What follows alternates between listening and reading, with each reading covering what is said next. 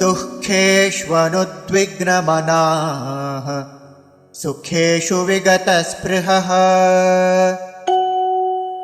वीतरागभयक्रोधः स्थितधीर्मुनिरुच्यते।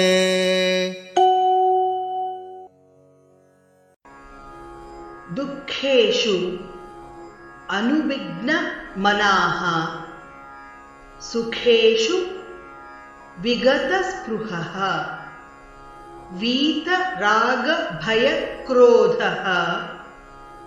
स्थितधीः मुनिः उच्यते।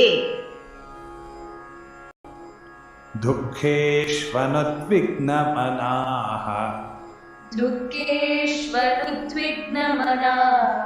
सुखेषु विगतस्पृहः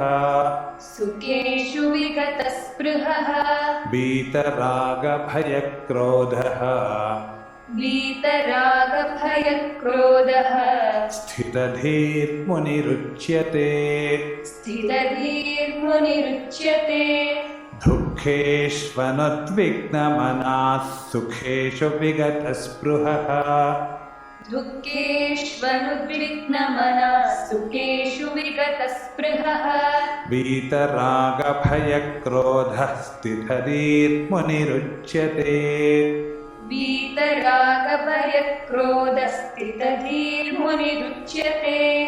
दुःखेष्वनुद्विग्नमनाः सुखेषु विगतस्पृहः वीतरागभयक्रोधः स्थितधीर्मुनिरुच्यते। दुःखेष्वनुद्विग्नमनाः सुखेषु विगतस्पृहः वीतरागभयक्रोधः स्थितधीर्मुनिरुच्यते।